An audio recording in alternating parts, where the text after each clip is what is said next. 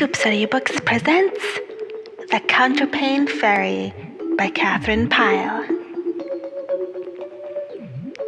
Chapter 1.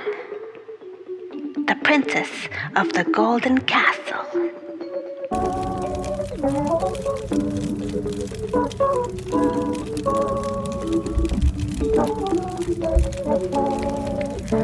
Teddy was all alone, for his mother had been up with him so much the night before that at about 4 o'clock in the afternoon, she said that she was going to lie down for a little while. The room where Teddy lay was very pleasant, with 2 big windows and the furniture covered with merry old-fashioned India calico. His mother had set a glass of milk on the table beside his bed and left the stair door ajar so that he could call Hannah the cook if he wanted anything. And then she had gone over to her own room. The little boy had always enjoyed being ill, for then he was read aloud to and had lemonade. But this had been a real illness, and though he was better now, the doctor still would not let him have anything but milk and gruel. He was feeling rather lonely, too, though the fire crackled cheerfully, and he could hear Hannah singing to herself in the kitchen below.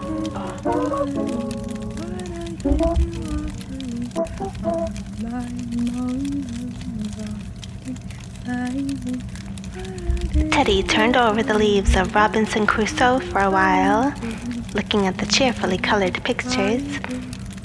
And then he closed it and called, "Hannah!" The singing in the kitchen below ceased, and Teddy knew that Hannah was listening. "Hannah!" he called again. At the second call, Hannah came hurrying up the stairs and into the room. "What do you want, Teddy?" she asked. "Hannah, I want to ask Mama something," said Teddy. "Oh," said Hannah, "you wouldn't want me to call your poor mother, would you? She was up with you the whole of last night and has just gone to lie down a bit." "I want to ask her something," repeated Teddy. "You ask me what you want to know," suggested Hannah. "Your poor mother's so tired that I'm sure you're too much of a man to want me to call her."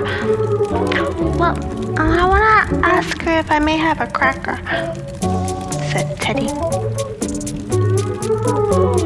"Oh, no, you couldn't have that," said Hannah. "Don't you know that the doctor said you mustn't have anything but milk and gruel? Did you want to ask her anything else?" "No," said Teddy.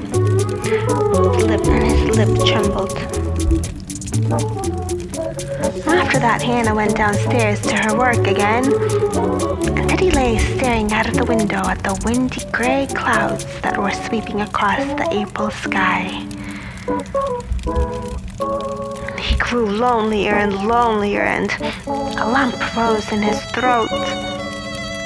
And presently, a big tear trickled down his cheek and dripped off his chin.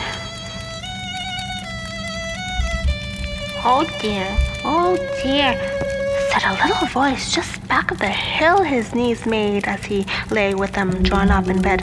"What a hill to climb!" Teddy stopped crying and gazed wonderingly toward where the voice came from.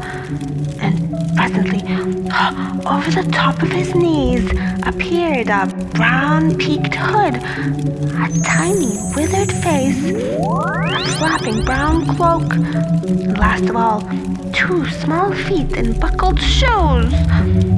It was a little old woman, so weazened and brown that she looked more like a dried leaf than anything else.